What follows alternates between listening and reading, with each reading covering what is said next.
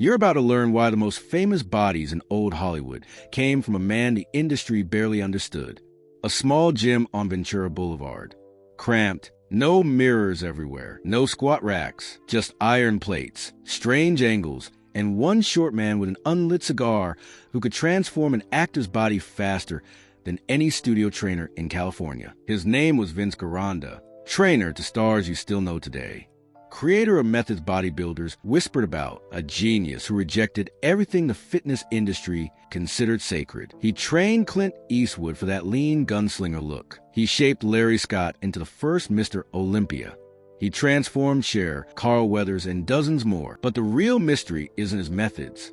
It's why Hollywood tried to erase him. This is the story of the Iron Guru, the forbidden techniques he used, and the uncomfortable truth about who really built Hollywood's golden age physiques. North Hollywood, 1948. Ventura Boulevard stretches quiet in the early morning light. A short, intense man unlocks the door to a narrow storefront gym. Vince Gironda flips the lights. Fluorescent bulbs buzz overhead. Chalk dust hangs in the still air. The smell of iron and old leather. This place isn't glamorous. It's a temple. Vince's gym. 11,262 Ventura Boulevard. You couldn't miss it if you were looking. You'd drive right past if you weren't. No chrome machine, no promotional poster. Just dumbbells squeezed close together, strange pulley systems, and custom-built benches nobody had seen before. The ceiling felt low, the equipment looked odd, and the man who ran it treated every body like a sculpture waiting to be revealed. Vincent Anselmo Gironda, born in the Bronx, 1917, moved west and fell in love with bodybuilding. When most people still called it physical culture, he competed himself. Placed second in the 1951 Pro Mr. America. Top finishes in California, national, and universe competitions through the 50s. But competition wasn't where his legend grew. His legend grew in that cramped gym, one body at a time, using methods that made traditional trainers shake their heads. He stood about 5'8", muscular, sharp, intense. Always that cigar. Sometimes lit, usually not. Just there, like a conductor's baton. He'd walk the floor correcting form, adjusting angles, explaining exactly why your elbow position was ruining the exercise. You didn't argue with Vince. You listened, or you left. And soon, very soon, Hollywood started listening. Here's what most people don't know about Golden Age Hollywood. Studios didn't just hire actors. They hired bodies, images, illusions. When a Western needed a lean, hard gunslinger, the casting agent didn't just want acting skills. They wanted a physique that looked dangerous under the California sun. When an action film needed strength without bulk, they needed someone who understood exactly how muscle photographs on camera. Studio trainers existed. Generic programs, clean diets, nothing revolutionary. But when a star needed to transform fast, when the camera revealed every soft edge, when directors whispered concerns about an actor looking too flat on screen, a quiet phone call went out. Not to the big commercial gym, not to the magazine-famous trainers, to a small, strange gym in North Hollywood where a man who hated squats could reshape you in weeks. Clint Eastwood walked into Vince's gym in the 1960s, already a rising star. But Vince didn't care about fame. He cared about lines, proportions, and whether your body told the right story on camera. Eastwood needed that ropey, dangerous look. Lean arm, strong shoulder, no bulk, nothing soft. Vince put him on dips, not regular dips. Gironda dips, lean forward, feet pushed out in front, arms wide, chin to chest. Feel it carve the lower pec, the outer chest, places most people never develop. Early mornings, Eastwood returned, short sessions, 30, maybe 40 minutes. High density, short rest, Vince adjusting his hand position, his torso angle. The camera sees contours, Vince would say, not weight on the bar. Eastwood understood. And when he appeared in those westerns lean and dangerous, audiences saw something different. They didn't know why. They just knew he looked right. Cher came too, a woman in a mostly male, hardcore environment. Some gyms would have made a spectacle. Vince barely looked up, handed her a program focused on posture, midsection, glutes, told the men to get back to work. She trained there for film roles, for that tone but not bulky look magazines would obsess over later. Vince treated her like any other client. Results mattered. Nothing else. Carl Weathers trained there preparing for action roles. The athletic, explosive look of Rocky and beyond. Vince didn't load him with heavy squats and deadlifts. He used sissy squats, hack lifts, movements that carve quad shape without widening the hips. whether needed to move, to look powerful in motion, not just standing still. Vince understood that difference. And then there were the bodybuilding legends. Larry Scott, the first Mr. Olympia, 1965 and 66. People remember his arms, those peak biceps that looked like they belonged on a Greek statue. What they forget is where he learned to build them. Vince's gym, under Gironda's obsessive eye. Vince taught Larry drag curls, a strange variation. Start with a barbell against your thighs. Pull it up your body, dragging it along your shirt. Elbows back, no front delt involvement. Pure bicep, especially the upper insertion. Larry would stand there in the dim gym light, chalk on his hands, performing set after set while Vince whispered cues. Feel the peak. That's where champions are made. Smaller waist, higher chest line, more separation. Zane listened. He already had size. What he needed was refinement, the kind of symmetry that made judges forget about pure mass. That's what Vince specialized in, shaping, refining, turning muscle into art. But the most famous story involves the biggest name in bodybuilding history. 1968. A massive young Austrian walks into Vince's gym. Arnold Schwarzenegger, Mr. Universe at 21. 255 pounds. Huge, confident, dominant. He introduces himself. I am Arnold Schwarzenegger, Mr. Universe.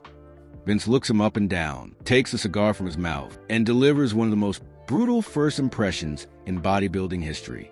He tells Arnold bluntly that he looks too fat, not champion condition, too soft, wrong proportions. Arnold is stunned. Nobody talks to Mr. Universe like that. But Vince doesn't care about titles.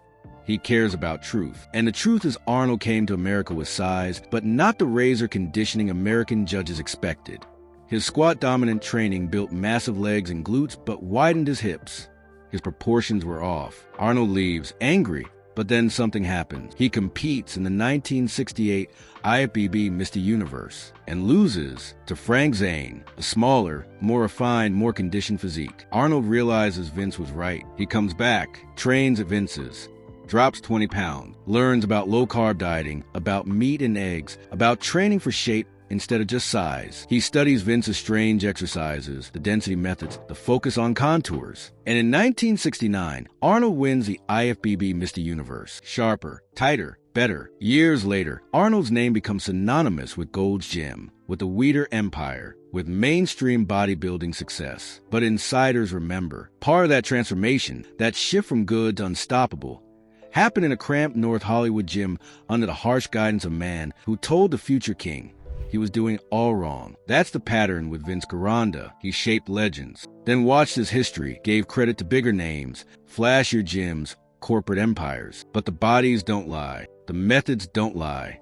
And now you're about to learn exactly what those forbidden methods were. Vince Gironda hated squats. Let that sink in. The most sacred exercise in strength training. The movement every coach says you must do. Vince called it garbage for bodybuilders. He believed regular back squats overdeveloped the glutes and hips, ruining the clean line from waist to thigh, making bodies look blocky, destroying that tapered, classical proportion. His gym had no squat racks, no deadlift platforms. Visitors would walk in looking for the power section and find nothing. Just strange leg machines, sissy squat setups, hacked squat angles. Vince's preferred movements isolated the quads, kept the hips narrow, built shape instead of bulk. He'd tell clients, I don't care how much you lift, I care what you look like. In Hollywood, that made perfect sense. Directors didn't ask how much you squatted. They asked if you looked right on camera.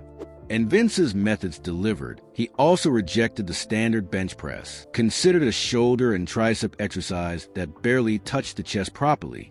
Instead, he created his own variation, the neck press. Wide grip, bar coming down to the base of the neck, slight incline. It targeted the upper and outer pec in ways flat bench never could. And those Gironda dips, lean far forward, feet pushed out, chin to chest, wide arm position, carving the lower pec shelf. Bodybuilders who came from powerlifting backgrounds hated this. What do you mean no bench press? But Hollywood actors who needed to fill out a suit jacket in 4 weeks loved it, because it worked. Then there was his volume approach. 6 sets of 6, 8 sets of 8, short rest, sometimes 15 seconds, sometimes 30, never more than a minute. He called 8x8 his honest workout because you couldn't use ego weights. You had to use moderate loads and feel every rep, every set cumulative fatigue building until your muscles screamed. For extreme contest prep, he went further. 3 body parts per day, 3 exercises per part, 8 sets each. That's 72 sets per workout, and some competitors did 3 sessions daily. 2.5 hours of training, an hour break, repeat. Mohamed Makawai, one of Vince's later champions, followed this protocol. Nobody outside Vince's circle believed it was possible. But Makawai walked on stage peeled, separated, every muscle visible. Vince treated exercise selection like sculpture. He believed movements shaped muscle, not just grew it. If an exercise made the wrong area sore, he discarded it. He'd test new movements by performing up to 30 sets, then analyzing exactly which muscle fibers hurt the next day. If it didn't match his target, the exercise was worthless. Drag curls for upper bicep, wide grip chins to the chest for upper lat width, neck press for high pec line. Every movement had a specific purpose, a specific shape it carved. This wasn't gym class. This was anatomy lab, and Vince was a surgeon. But the training was only half the story. The diet was where things got truly strange. 1968.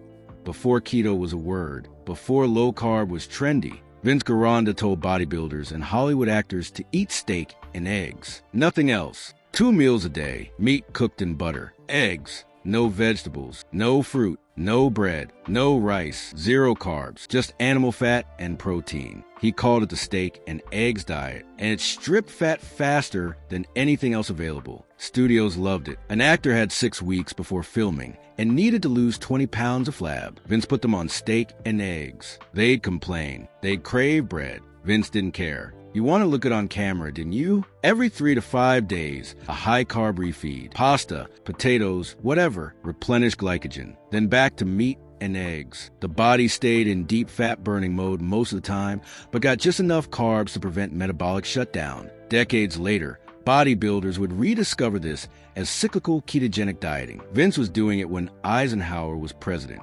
But the strangest part was the hormone precursor shake. Vince believed certain fats and nutrients could boost the body's natural hormone production, testosterone, growth factors. He created a shake designed to flood the system with building blocks. 12 raw eggs, 1/3 cup milk and egg protein powder, 12 ounces of heavy cream, sometimes a banana, blend it, sip throughout the day between meals. Eventually, advanced trainees consumed 36 eggs per day during mass phases. A Hollywood actor, used the salads and studio catering, would stare at this thick, cream-colored blend. Vince would calmly explain, hormones are built from cholesterol and fats. You want a body that looks superhuman? You need to fuel it like it's building something superhuman.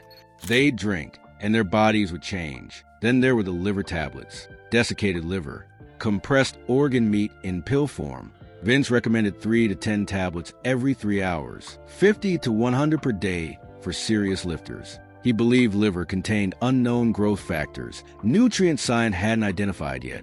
Trainees walked around with pockets full of liver pills, swallowing them between sets, after meals, before bed. Other coaches called him crazy. Doctors raised concerns. Vince didn't budge. Bodybuilding is 85% nutrition, he'd say. And his clients kept winning, kept transforming, kept coming back. Studios sent actors expecting normal training. Clean chicken breasts, steamed vegetables, light jogging. Instead, they got raw eggs, liver tablets, 0 carbs, and brutal 30-minute density sessions that left them gasping. But in 6 weeks, they looked like someone had carved them from marble. So the studios kept calling. Here's the part most bodybuilding histories skip. Vince Gironda wasn't just training athletes. He was solving Hollywood's camera problem. Film exaggerates everything. 5 extra pounds of fat. Looks like 15 on screen. A thick waist destroys the suit silhouette. Overdeveloped glutes ruin the pant line. Vince understood this better than any studio trainer. He focused on specific proportions. Wide shoulders, high chest line, tight waist, developed arms but not overly thick, strong legs with clean separation but not bulky hips. This created the illusion of size without the blocky, overdeveloped look that photographed poorly. Clint Eastwood's westerns, Carl Weathers in Rocky. These weren't accidents. These were Vince Gironda templates. Lean, hard, functional looking. Every muscle visible, but nothing exaggerated. The camera loved these bodies, and audiences, without knowing why, found them believable as heroes. Vince's sessions for actors were short, 30 to 45 minutes. High density, minimal rest. Time efficient because actors had packed schedules, but the intensity was crushing. Supersets, trisets, giant sets. Constant movement. By the end, clients were drenched, exhausted, and reshaped. He'd explain angles while they trained. This dip variation hits the lower chest shelf. That's what makes a suit jacket sit right. Or narrow your squat stance. We're building quads, not hips. The camera sees that line. Actors didn't need to understand exercise science. They needed to understand how their body would look under studio lights. Vince translated muscle into image. Directors noticed. Casting agents noticed. Word spread quietly through the industry. If you had a project that needed a specific look, you sent them to Vince. But publicly, studios rarely credited him. Magazine spreads would mention clean eating and dedication.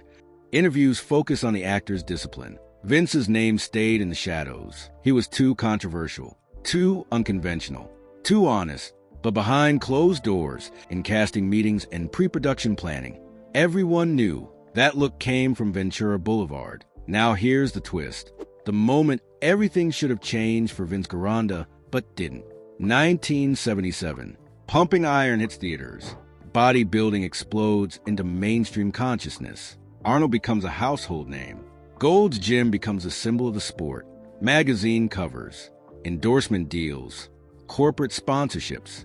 The whole industry shifts. And Vince's gym stays exactly the same. Cramped, strange equipment, no marketing, no corporate deals. Just Vince, cigar in hand, training whoever walked through the door. He didn't chase fame. He chased results. But the industry moved on without him.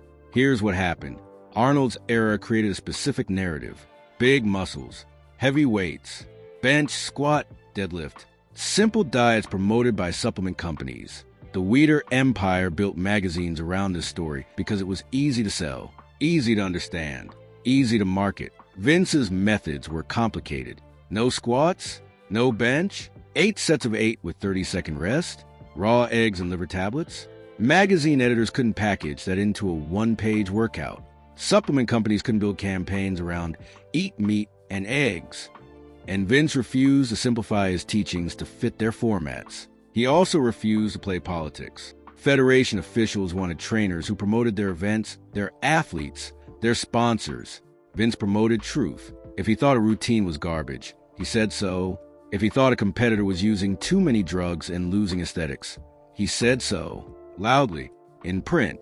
That made him a problem. So the mainstream bodybuilding world created a version of history that sidelined him. They acknowledged him as an old-school trainer, but treated his methods as outdated. Meanwhile, quietly, champions kept training at his gym, kept using his techniques, kept eating his diets. They just didn't advertise it. Studios did the same thing. They hired watered-down trainers who used pieces of Vince's methods, but presented them in safer, more conventional packages. They created the illusion that Hollywood bodies came from standard approaches. But actors, the ones who knew, would slip into Vince's gym early in the morning or late at night, away from cameras, away from publicists, because they knew the real source. This is a forbidden part. Not the exercises, not the diets, the erasure. Hollywood and the bodybuilding industry built empires on physiques Vince Gironda helped create, then wrote him out of the story because he was too difficult, too honest, too unmarketable. But you can't erase results, and you can't erase the truth. Late night at Vince's gym. 1980-something. The gym is closed. Fluorescent lights hum. Vince sits at a small desk in the corner, surrounded by stacks of handwritten programs. Nutrition notes. Exercise diagrams. Pages stained with coffee, with cream, with years of obsessive work. He circles words. Liver tablets. Hormone precursors. No squats. His handwriting, sharp and precise, fills margins with observations. Which exercises hit which fibers. How different actors responded to density training. Which diets work fastest for which body types. Nobody sees this. No cameras. No magazine features. Just one man, alone, refining methods most people will never credit to him. He doesn't seem to care. The work matters. The truth matters. Fame is noise. Vince Gironda died in 1997, October 18th, just shy of his 80th birthday. His gym had closed a few years earlier. The building on Ventura Boulevard became something else. No plaque, no memorial, just another closed business in a city that forgets its legends. When he died, Bodybuilding magazines ran brief obituaries. Pioneer trainer passes away. A few paragraphs. Some mention Larry Scott. Maybe Arnold's brief time there. Most moved on quickly. There were newer stars to cover. Current champions. Active controversies. The Iron Guru became a footnote. But here's what they missed. Vince Gironda's methods didn't die. They went underground, evolved, spread without his name attached. Because truth doesn't need credit to survive. Today, if you scroll through bodybuilding forums or fitness social media, you'll see 8x8 training programs. Coaches promoting them as high-density muscle building. No mention of Gironda, just a method, repackaged, effective. You'll see keto diets, carnivore approaches, high-fat, zero-carb protocols for fat loss. Coaches presenting them as modern breakthrough. Nobody mentions the steak and eggs diet from 1958. Nobody credits the strange man who told Hollywood actors to drink raw eggs decades before it was trendy. Classic physique competitions have returned to professional bodybuilding, judging for aesthetics, proportions, tapered waists, wide shoulders, clean lines, the exact standards Vince preached when everyone else chased pure size. His vision won. His name barely appears. Modern trainers teach drag curls for bicep peaks, Gironda dips for chest development, neck press variations, sissy squats for quad detail. They present them as specialized techniques, advanced secrets. They are Vince's secrets, still working 50 years later. The fitness industry sells hormone-boosting supplements now. Complex formulas, expensive bottles, marketing claims about natural testosterone support. Vince was blending raw eggs and cream in 1965, explaining hormone precursors to confused actors. The concept endures. The credit doesn't. And Hollywood still needs bodies for the camera. Personal trainers still reshape actors using short, intense sessions focus on aesthetics over strength. They avoid bulky development. They emphasize proportions. They understand the camera sees contours, not numbers. Vince's philosophy, executed by trainers who never heard his name. This is his real legacy. Not fame, not recognition. The quiet survival of truth. Methods too effective to disappear, even when the man who created them fades from memory. You walked into this documentary expecting a simple story, a forgotten trainer, some old school techniques, maybe nostalgia for simpler times. But this isn't that story. This is about erasure, about how industries bury the people who build them when those people become inconvenient. Vince Gironda trained Hollywood's biggest stars using methods the industry considered forbidden. No squats, no bench press, zero-carb diets, raw eggs, liver tablets, density training that left champions gasping. He reshaped Clint Eastwood, Cher, Carl Weathers. He refined Larry Scott and Frank Zane. He told Arnold Schwarzenegger the uncomfortable truth nobody else would say. And those bodies, those physiques everyone remembers, came from a small, strange gym on Ventura Boulevard. But Hollywood needed a cleaner story. Bodybuilding needed a marketable narrative. So they took his methods, repackaged his ideas, and quietly removed his name. They built empires on his foundation and called it theirs, not through malice, through convenience, because genius is harder to sell than simplicity. The mystery wasn't his methods. You know them now. 8x8, meat and eggs, Gironda dips, hormone precursor shakes. Strange, effective, proven. The mystery was why Hollywood tried to hide his influence. And now you know that too. He was too honest, too unconventional, too difficult to control. So they used his work and buried his name. But here's what they couldn't bury. The results. Walk into any serious gym today. Watch how people train for aesthetics. Notice the density, the angles, the focus on shape overload. That's Gironda's fingerprint. Look at modern diets. Keto, carnivore, high-fat protocols. That's his blueprint. Study classic physique competitions. Proportions, tapers, clean lines.